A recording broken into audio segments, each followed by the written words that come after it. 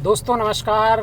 मैं दुबई में हूँ और दुबई के बारे में जानना समझना बहुत ज़रूरी है पूरी दुनिया के लोगों के साथ। और भारत का चूँकि हम लोग रहने वाले हैं, तो भारत के लोगों के नाम पर और भारत के ही लोग दुबई में स्कैम कर रहे हैं और भारत के ही लोग कर रहे हैं।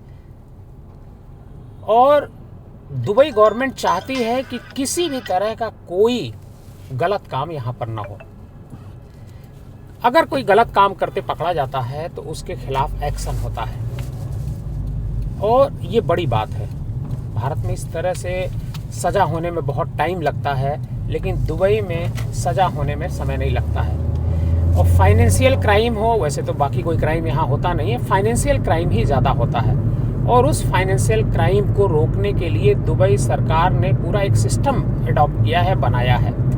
यहाँ पर दुबई करके एक कार्ड बनता है दुबई का, वो यूएई पास जिसे बोलते हैं, वो बनता है। और उस यूएई पास के ज़रिए ही यहाँ पर सब कुछ होता है।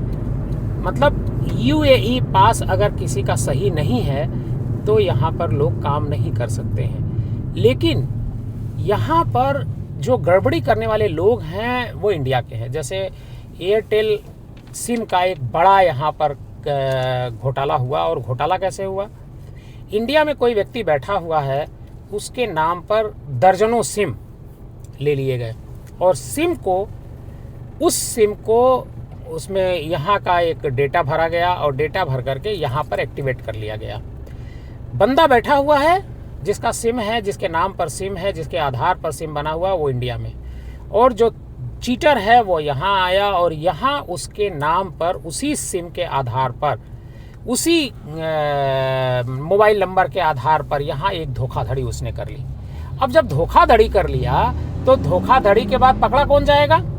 पकड़ा जाएगा यहाँ वाला आदमी नहीं पकड़ा जाएगा, पकड़ा जाएगा वहाँ वाला आदमी जो इंडिया में बैठा हुआ है, जिसके नाम पर आधार कार्ड है और जिसके नाम पर ये मोबाइल नंबर है। तो आज ये जानकारी हमको दीपक ने यहाँ पर दी, जो इंडिया के ही रहने वाले हैं। उन्होंने बताया कि सर यहाँ पर सबसे बड़ी धोखाधड़ी इंडिया के लोग ही अपने इंडियंस के साथ कर रहे हैं, जिसकी वजह से जो दुबई की जेलें हैं वो इंडियंस से अटी पड़ी हैं। और दीपक को भी इसी एक मामले में जेल जाना पड़ा था, किसी ने इनके साथ धोखाधड़ी कर ली थी। तो मतलब अगर आप इंडिया में हैं, अपने आधार कार्ड से को लेकर के सावधान रहिए और ये पता करिए कि आपके आधार कार्ड पर कितने मोबाइल नंबर निकले हुए हैं। अगर आप ये नहीं पता कर पाए तो आप भी